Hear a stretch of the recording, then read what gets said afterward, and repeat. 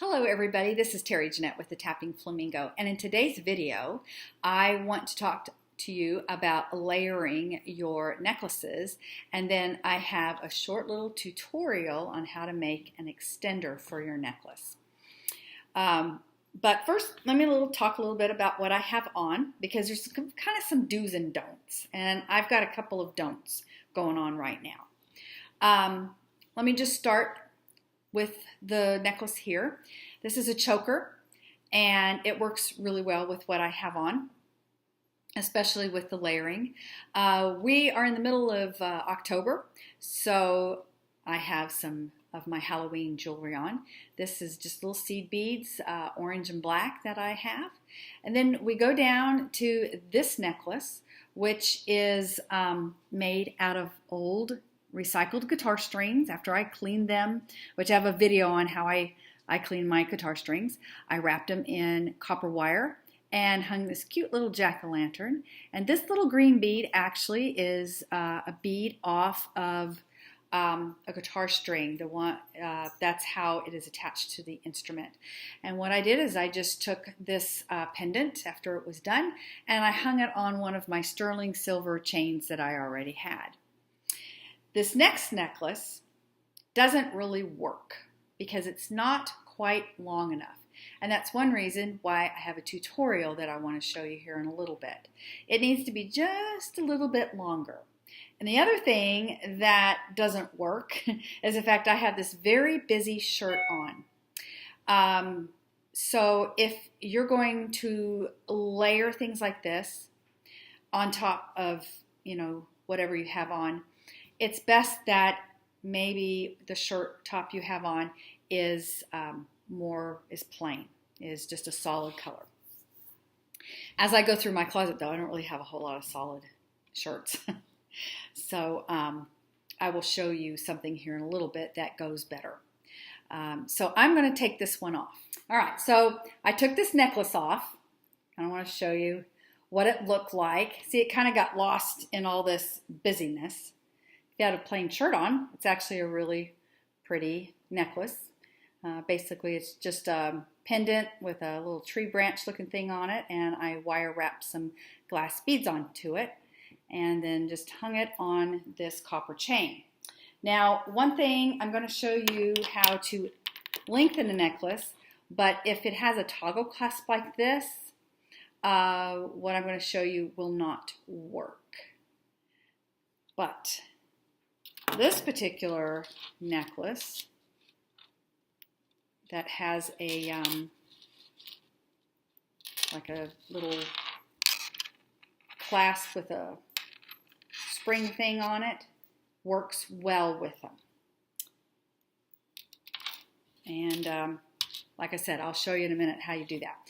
Talk about the very last piece I have on.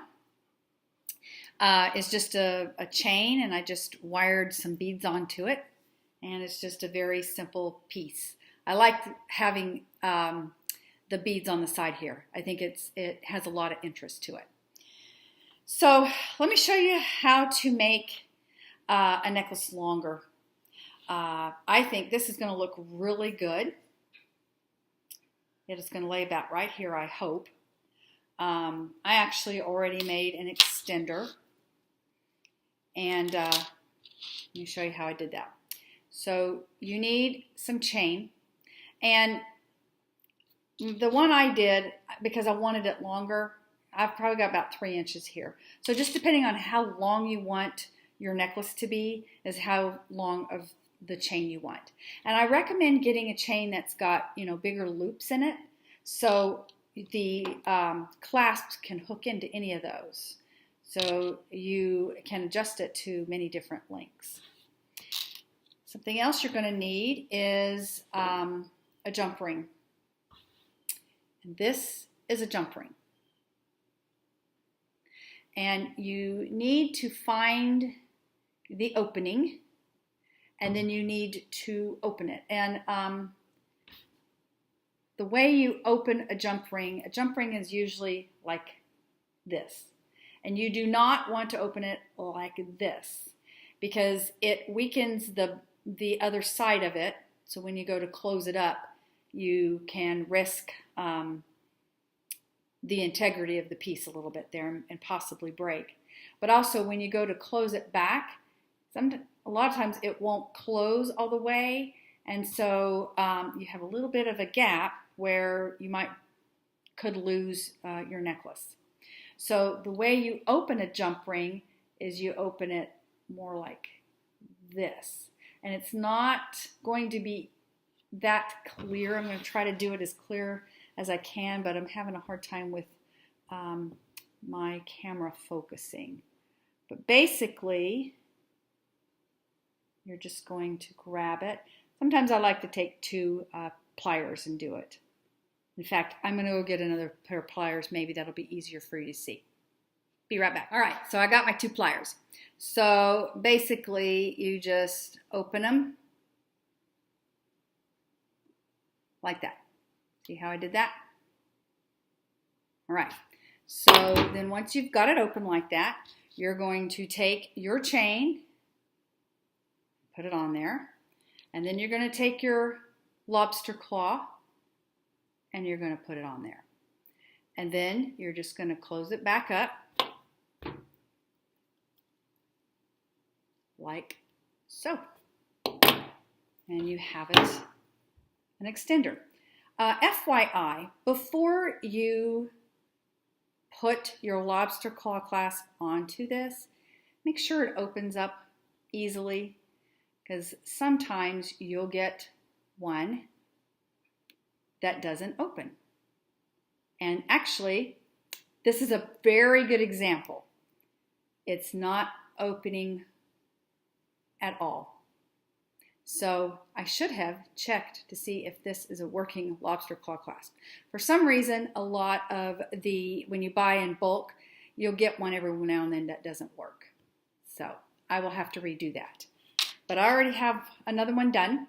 So once you get it all completely finished, you'll take your necklace, this side of it,